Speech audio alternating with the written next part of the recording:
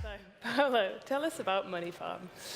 So MoneyFarm, defined as a robo-advisor, the reality is we are basically helping people to manage a bit more easy and transparent with their money, their savings, and so forth. And everything started with me being in banking for a long period and realizing where there's a big difference between what people are looking for and what is offered. And essentially, people tend to look for advice, and what they usually find is someone that sells product.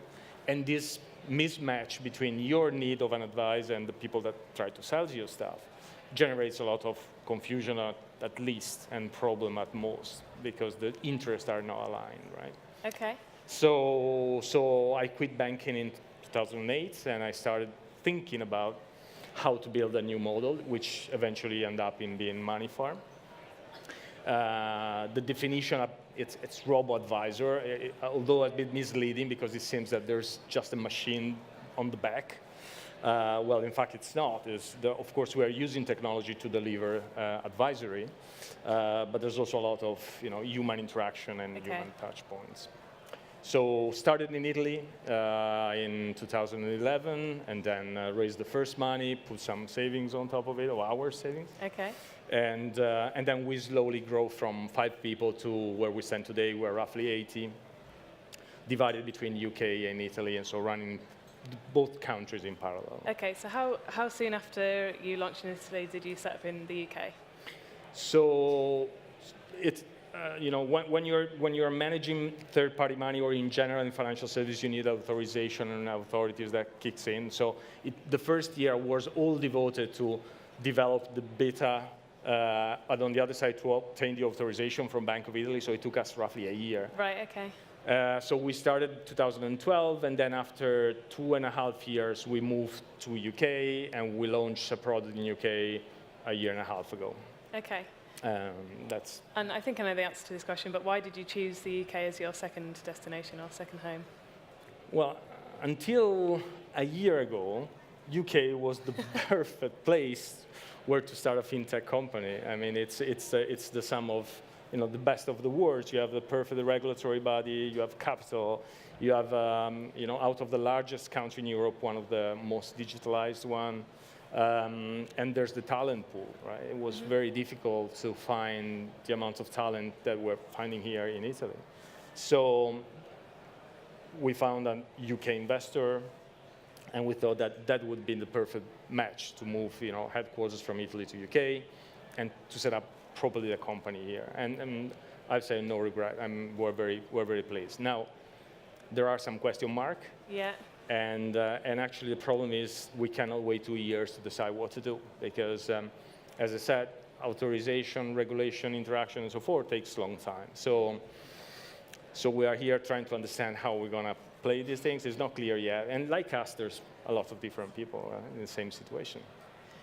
You raised a funding round last year, one of many that you've raised so far. Yeah. So Brexit didn't impact on the kind of funding that was going into. So eventually it happened before. So actually the payment, the money came to the bank account the day before Brexit. Oh really? Wow, just got it in there. Which was perfect and was good.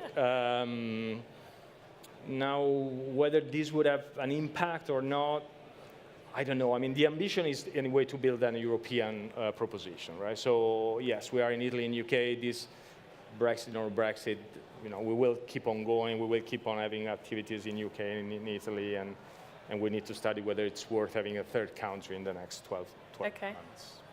So we've touched upon the fundraising there. We've touched upon political issues. But what would you say have been the main challenges for you setting up the company? So probably, the most complicated one is that you are eventually setting up a completely new financial brand.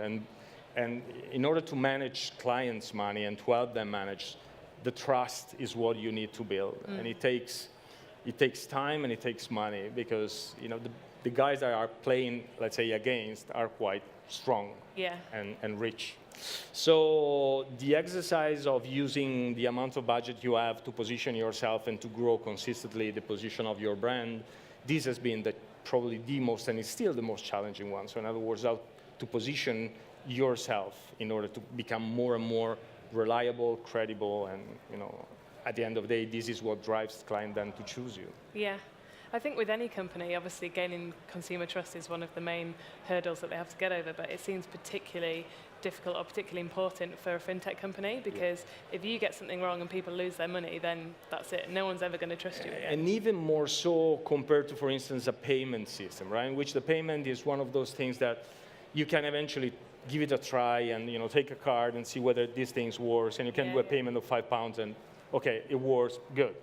When you're talking about investment and you're talking about something that is there to stay for years, so even the user experience, even the way in which the person perceives the embracement of service, well, then it takes very long to see whether these things works or not. So first, there's all the part that relies to being trustworthy, and then the experience in the purchase is quite long. So it's very different compared to a traditional e-commerce in which you're paying, you get back a box, and that's it. Here, well, you start to paying a fee, and then you put your savings somewhere, and you need to wait to see whether these things properly work or not, right? So, so it's a complete different experience. It takes, well, just like to give you a sense, it takes roughly, on average, 4 months on our clients to become a client since the first visit. Okay. Which means that you have a bulk of them that are just like coming in straight, but there's also people that takes 2 years before deciding to invest with MoneyFarm. And this is all part of the game and the way in which you are building these things in the long run. So back to the challenge, you need time, you need capital, and you need to build these things in the long run. Yeah. So don't try and think too short term. You've got to have the longer view. Absolutely, yeah. And so tell me about your customer numbers. How's that going? So the beginning was particularly complicated because effectively, back to my initial point, people tend to find people that sells product, right? And they are not in their mindset of having someone that is get paid for the advice. And this is even more true in Italy. So at the beginning, it was really complicated to explain that this was a kind of a complete different model in which you are not paying for a product, which, by the way, people don't even know they are paying because there's also this problem with financial services. Yeah, right? It's usually all tied up in fees. Fees are all into it, and so you don't even know. And so you make them aware of the fact that if they want an advice, they need to pay for something. So at the beginning, it was really difficult even to explain the model. Okay. Now things are moving fast, and actually in the last 12 months have been a strong acceleration. So we're having roughly a growth rate of 11%, both on clients and assets on month. So we are consistently growing, double clients and size of assets for the last 18 months, and it's actually increasing quite fast. UK has been extremely fast compared to Italy. Right, interesting. So why do you think that is? It took us a year, more or less, to make the same number of clients. It took us 4 years in Italy, more or less. Okay. Different clients, so different size, different type of investment. Italians, more prudent, but when they embrace it, more generous in the amount of money they're putting. Okay. English, faster, but tinier amount of money. They are two completely world, right? So and was that something that you were expecting, or did that come as a bit of a surprise? We were expecting that. Okay. Not at this kind of this size, but we knew that we were basically proposing the same products in two markets that are completely different user experience, and the way in which the people think are completely different. So it's also for us a challenge, but the moment you are managing to deliver the same products to market, to different markets, so different, then in a sense you are able to then deliver it across Europe, because in some way between Italy and UK you have the two extremes, right? So if you manage to work in both of them, then you are probably in a position to work across Europe relatively easy. Okay. Relatively.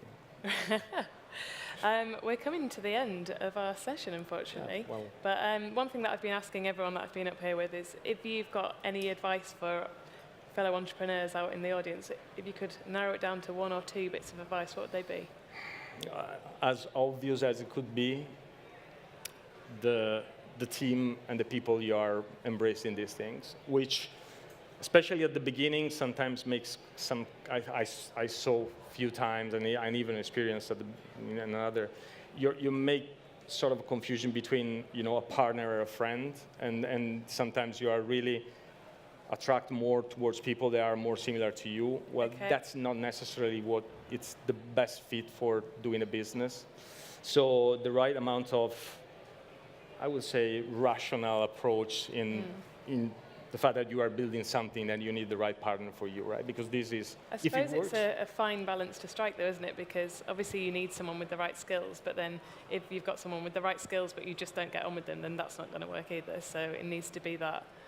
Yeah, but again, you need to decide. So if you are aligned with your partner or your co-founder and so forth in where you want to, what's the point you want to reach, eventually you need to be rational enough to decide that personality issues shouldn't fall into the which is a difficult and delicate exercise, and it has been the case for I think everybody. But I think probably if you don't make these things happen, it's going to be very difficult.